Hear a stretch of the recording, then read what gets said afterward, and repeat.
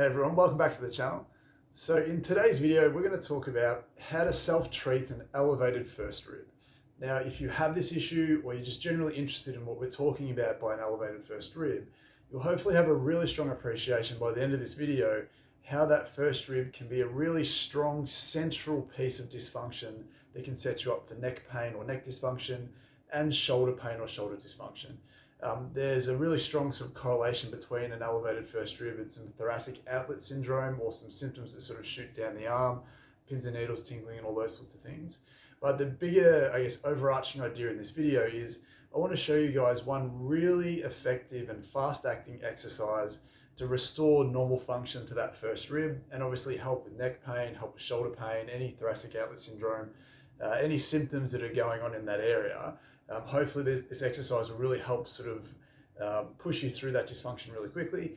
On top of that, by the end of the video, I want to make sure that you have a really strong appreciation of how that first rib becomes dysfunctional in the first place.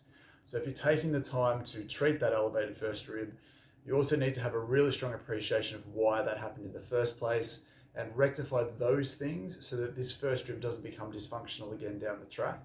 So we want to pair up a really good exercise with potentially getting to the source of that dysfunction.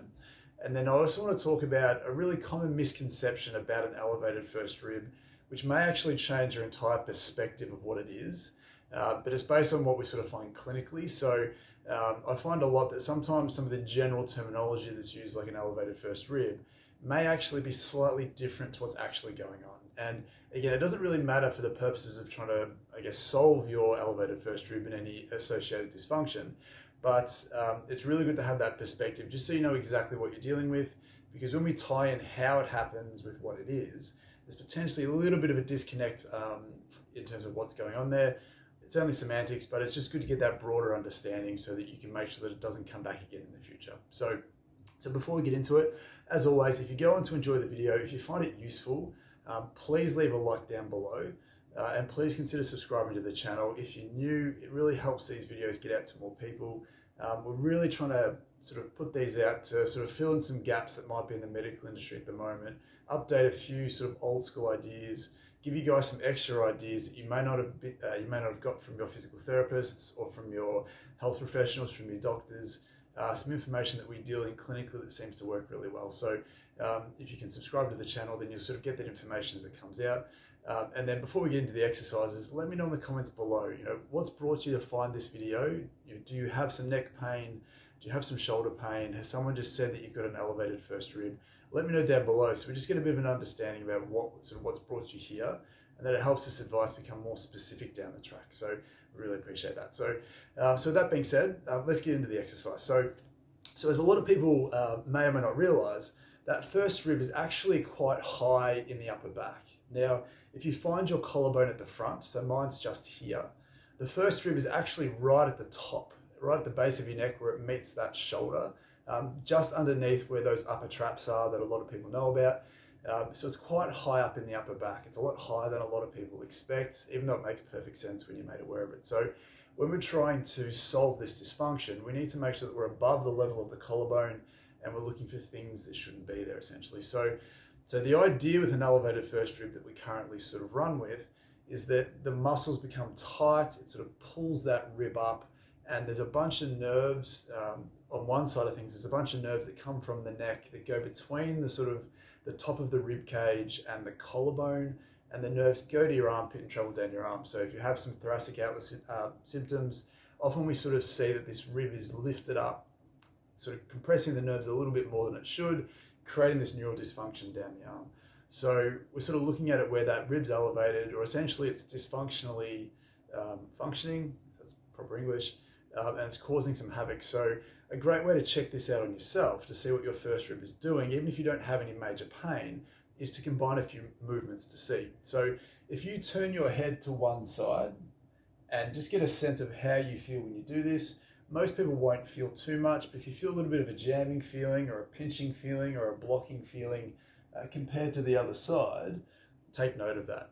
If you then lift your shoulder up and you feel some stiffness or some tightness in that area on the same side that you've turned to, then there's every chance that there's a little bit of rib dysfunction at the top there, where that rib isn't sliding and gliding and getting out the way when your shoulder lifts up, and when you're twisting your head, it's not sort of rotating or allowing that rotation to occur, and it can cause a bit of a jamming. So generally, if you're looking to one side and you feel something and you lift your arm up and you feel something, that's connected. If you feel like you turn the other direction and that gives you something, or you feel it on the other side and the opposite arm feels a bit stiff and tight as well, then it may not be your first rib. But having said that, if we do this exercise by using a tennis ball or lacrosse ball, then we can figure it out for certain, because we can treat it. And if you see an amazing difference, then you know what you've done, you know what you've changed, and then you don't have to guess. So we've done a variation of this exercise a lot on the channel, so it's nothing new to a lot of people, but it's a very versatile exercise in terms of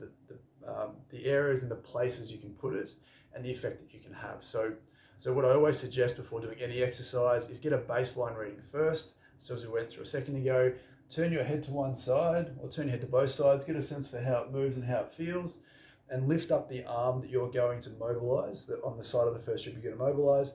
Just get a sense of how that feels. So for me, if you take note of how far it looks like I can get to, so it feels a little bit tight there for me, take note of sort of what part of the face of mine you can see. And then as I lift my arm up, I've got decent shoulder range of motion, but just take note of this gap or what this sort of shape looks like here. Because if the rib's a bit stiff, you might find I'll be able to close that gap a little bit better after doing the exercise. So as I said, all you need is a tennis ball or lacrosse ball. You want something that feels like it has a density that you feel very comfortable pressing into your back. If it's too hard, it might be painful. If it's too soft, it may not do something, but you'll know as soon as you put the ball in there. And you can do this sitting up against a wall like I'm about to do, or you can do it lying down on the floor. It's completely up to you. So all we want to do here is, as I said, that first rib is literally at the base of the neck as it attaches into the shoulder, just underneath those upper traps. It's not a lot sort of lower than you expect. There might be other ribs below that that are a little bit dysfunctional. You can certainly put some pressure on it as well if you want to, but we'll just start with the very top to begin with. So what we want to basically do is, if you can find the bump that sticks out at the base of your neck, it's generally the last level of your neck before it gets to the upper back, before it gets to the rib cage. So if you place the ball on that big bump at the base, drop it down a little bit and then let it roll out to the side just off the spine, what you'll find is you'll be on the first spinal level of your thoracic spine. So you'll be on T1. Now that level is important because the first rib attaches into the side of that. So I had the ball on the bump at the base of my neck. I've moved down the level to the next bump. I've moved just across onto the spinal joint. And now what I want to do, I want to hit the rib as it comes out a little bit further. So essentially you might see the ball at the top here. You can see that at all. But you want to make sure that you roll the ball out far enough, and you'll know as soon as you hit it, it'll feel like a really stiff, maybe tender, thick restriction. It might feel like there's some muscle spasm over the top. Fun fact, if you have knots in your upper traps, it's not a muscular problem specifically. All those muscles are doing are reacting and trying to protect and support rib dysfunction underneath that. So if you feel like you're getting all these sort of knots at the top of your shoulder as it goes into your neck, you might find that underneath that there's some rib dysfunction that you can change with this exercise, and you might find that muscular tightness will go away very quickly. So basically, I'm sort of right at the top, just about to creep over the top of my shoulder here. Now I've found some real stiffness here. I can move the ball out to the side a little bit or back in a little bit, just to try and find where the best feeling of tightness is for me. Now, depending on how sore this feels for you, I'll just get you to stay here if you want to. Now, if you're doing this on the ground, you might need to lift your bottom off the ground, and instead of being flat on the floor, you might need to lift it up just to angle the ball sort of more onto the top of the shoulder, just to feel like you're getting a good purchase on the ball. But for the purposes of this, it's literally, I don't know if you can see this, but it's literally just there. And I've got it on a spot that feels a little bit stiff. So again, depending on how tight and sore it feels for you, just let the ball press in. You don't have to roll it around. It's not a rolling exercise. It's just a pressure exercise. We're trying to locate the areas that feel stiff, tight, and possibly tender.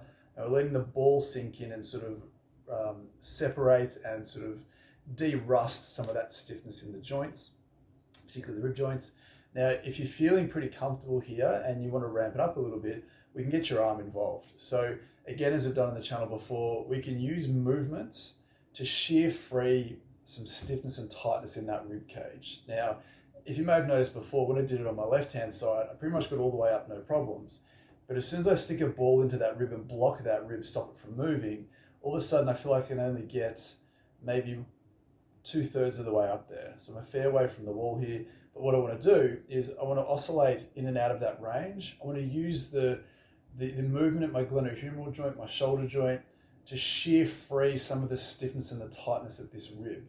And then what you should hopefully find in a very short amount of time, that arm will start to move further and further and further. And for me, I'm not far off being able to touch the wall just after a few seconds of doing this. So to start with, I was here, which you can't really see too much from front on, but now I feel like I've gained this extra range of motion just by shearing free that first rib. Now, as I said before, once you've done that, you can do that for a few minutes. You can move up or down or left or right. You can go down as low as you feel you need to. It's unlikely that that first rib is just the only rib that's stiff and tight and dysfunctional on its own. You're probably going to find there's a whole bunch of ribs, the second, the third, the fourth, all the way down there that's also stiff. So just sort of put the ball down lower and lower, searching for what you find. Then once you've done that, just reassess your movement again. And I don't know if you can see this on me, but it feels like it travels further. So you might find that maybe my nose goes around further than it did before. Feel free to rewind the tape to find out. But then again, when we come back to this shoulder movement, automatically it feels like this arm is a lot closer to my head and my ear than it was before. I was out here before because this first rib was blocking my ability to get my arm into a really upright position. But now that I've freed that up, I've got all this extra range of motion to play with.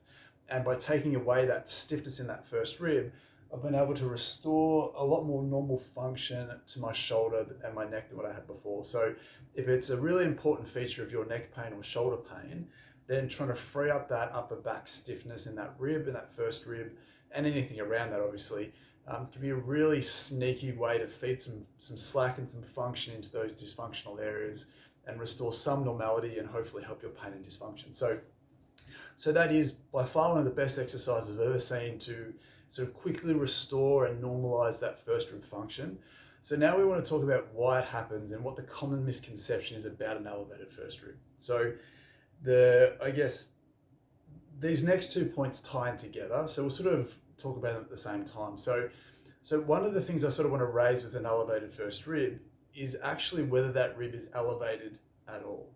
Now, the common conception or the idea surrounding that first rib is that the muscles get tight, they sort of pull that rib up, and then it can compress some of the tissue, block other tissue from moving and cause dysfunction. But the main cause of that first rib dysfunction is actually poor shoulder postures. So what we often see with a lot of people is this default shape that we all tend to get into when we're not paying attention. If you're on the mouse, for example, and that arm sort of drops and rolls forwards, what tends to happen is all the muscles that attach from your shoulder into your neck and into your upper back all of a sudden come under constant tension just from the weight of your arm being in this position. So if you're at your computer a lot, if you're on your phone a lot, if you're sort of if you're one of those people who sort of drives in a position that sort of gets you sucked into a dropped shoulder position, we're just constantly hanging off that first rib, the second rib, all the tissues into the neck. And over time, so it doesn't happen first time, probably not the second time, probably not the 10th time, but as those times stack up, if it's a routine position that we're in, those tissues are forced to stiffen and tighten to cope with that load that's going through there, that abnormal loading of the neck, the first rib and the shoulder. And then as a consequence, it gets tight and stiff. And the reason why I want to sort of challenge that common conception about an elevated first rib is because we're always in this position, it actually makes more sense if that first rib gets depressed because it's always being pulled down and forwards. So as opposed to that rib being elevated and causing problems, it's far more likely that that rib is going to be dropping down and forwards because that's the way that the tissue goes when we get into a bad shape. You don't see too many people walking around like this. You see almost everyone at all times in sort of this sort of rounded position without really thinking about it too much. So the point I wanted to make here is, as I said right at the start of the video, whether it's elevated or not probably doesn't matter too much because if you can find that stiffness and tightness, restore normal motion to it, and then just put it in a better position by taking your shoulders sort of back and up a little bit. So not abnormally up, but just sort of backing up a fraction so you're supporting the weight of those shoulders. what we see clinically is that first rib dysfunction stops coming back. It stays loose, it stays strong, and it stays well positioned because you're putting it in a good position day to day. So if you have any neck pain, any shoulder pain, any thoracic outlet symptoms or anything related to that, and you're not freeing up that first rib and putting it in a better position by being conscious of maybe the less than perfect shapes you're putting it in, then it can be very hard to solve it long term. You can certainly make strong progress in the short term, but if you're not necessarily addressing the root underlying cause of that, then obviously it makes sense that there's no guarantee that it won't come back again or that your symptoms will completely resolve and go away. So what we know is if you put your tissue in a good position and there's nothing too sort of damaged in terms of the natural anatomy there, there's every reason you deserve to feel good long term, as long as you're putting it in a better position and away from that sort of less than ideal position. So I just wanted to touch on that quickly because, again, I'm a big advocate of making sure that we have some solutions here, that we talk about an exercise that genuinely works, but we're also having an adult conversation about what's potentially caused that dysfunction to be there. And from what I see clinically, I haven't seen too many elevated first ribs. I do see a hell of a lot of depressed and anteriorly sort of rolling forward first ribs. But at the end of the day, that rib's dysfunctional. It becomes stiff because of the load that we're putting into it. So I think it's really important to just make that distinction. Let me know in the comments below if you see otherwise. Again, this is an adult conversation, so we want to make sure that we're sort of evolving based on the information that we see. But as we've said at the moment, there's potentially a slight misconception there that may not necessarily matter. It's probably semantics, but the exercises and the root cause are very, very strong. So hopefully that was helpful. As I said before, please leave a like if you did find it helpful. Consider subscribing if you like this information and you sort of want to keep evolving your body, improving it, and conquering your aches and pains. So until next time, appreciate you watching, and we'll see you then.